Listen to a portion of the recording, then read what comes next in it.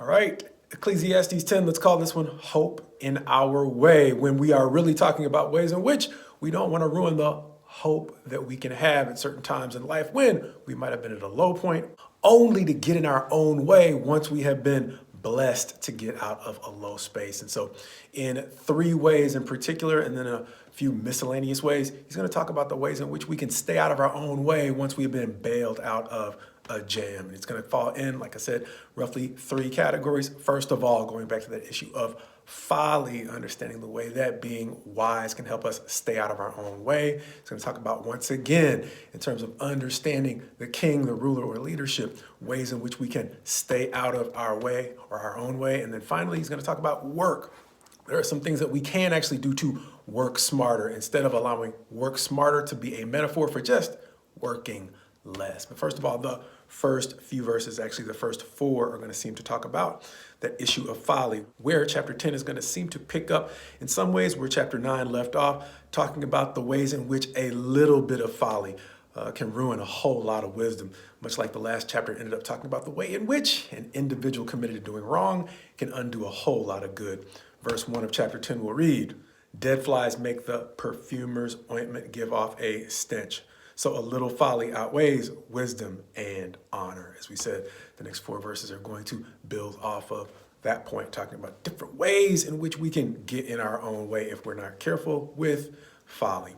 Then it's going to talk about, as we mentioned, the way in which our perspective towards rulers can help us stay out of our own way, where it reads, "There is an evil that I have seen under the sun, as it were an error proceeding from the ruler.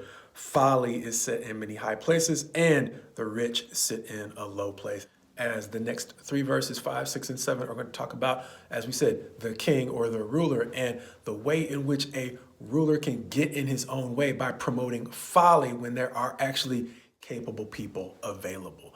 As we said, he'll go on to maybe skip a verse and to talk about in verses 9 and 10, the way we can get out of our own way in work if we realize, one, the dangers in the workplace. Not ignoring them can keep us from losing valuable time to recovery. And more importantly, we can also avoid losing valuable time by making sure our equipment is in a healthy condition, not being pressed so much to meet deadlines and get things done that we neglect to realize the way in which sharpened tools or good equipment can make our work much more efficient.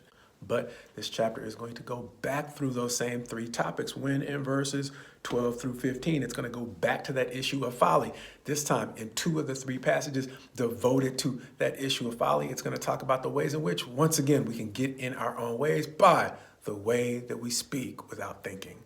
Beyond that, it is going to go back to the issue of the ruler in verses 16 through, or really 16 and 17, when it's going to talk about the way in which the land is actually in woe when the king lacks maturity and the princes put leisure before work. However, when the leader is genuinely noble, it's going to seem to say, that's my interpretation of son of the nobility. When it says he's a son of the nobility, it seems to be saying when he is genuinely noble and the princes are actually feasting because they are working hard, then the land can actually justifiably rejoice. As it's then going to give a final verse to that issue of work in verse 18, where it's going to go back to that issue of just don't forget to work, because once again, if you neglect to work, sloth will overtake the progress you could have been making. Once again, torpedoing any hope that you might have had through a second chance by simply neglecting the things that you need to do to move forward.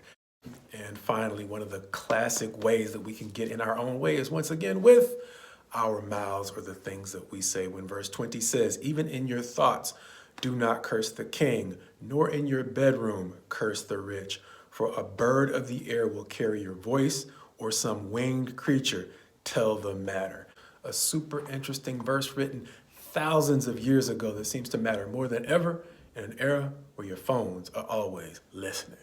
But it also goes back to a principle we saw in chapter 7 that says, be sober when you hear the things that might have been said about you that might not be so complimentary. More importantly, be careful of the folly in eavesdropping.